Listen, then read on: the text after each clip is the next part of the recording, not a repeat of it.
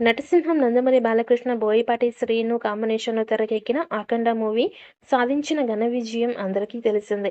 దీంతో కొద్ది రోజులుగా ప్రారంభమైన 'అఖండ 2' మీద బాలకృష్ణ అభిమానుల్లో భారీ అంచనాలు ఉన్నాయి.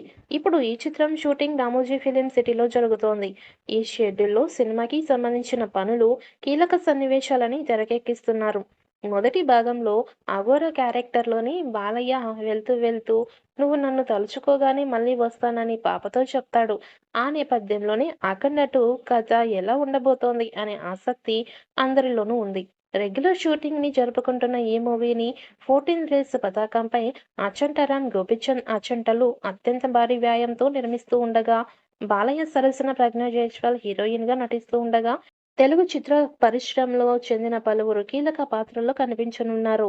విజయదశమి కానుకగా 2025 సెప్టెంబర్ 25న ఈ మూవీ విడుదల కానుంది. తమన్ సంగీత దర్శకుడిగా ఉంటున్నారు. సంచలనం సృష్టించిన బ్లాక్ బస్టర్ చిత్రం 'అఖండ'కి సీక్వెల్ కావడంతో 'అఖండ 2' పై అంచనాలు భారీగా ఉన్నాయి. బోయపాటి శ్రీను దర్శకత్వం వహించిన 'అఘోర' పాత్రలో బాలకృష్ణ హీరోయిజాన్ని మరో స్థాయికి ఎలివేట్ చేసి అందరినీ మెప్పించింది. ఇక 'అఖండ 2' అంతకు మించి హైతో రానుంది. 'అఖండ 2' చిత్రానికి నటీనటుల ఎంపిక జరుగుతోంది.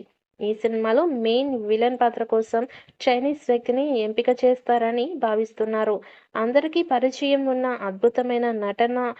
అద్భుతమైన ప్రభావం ఉన్న వ్యక్తికే ప్రాధాన్యత ఉంటుందని తెలిపారు.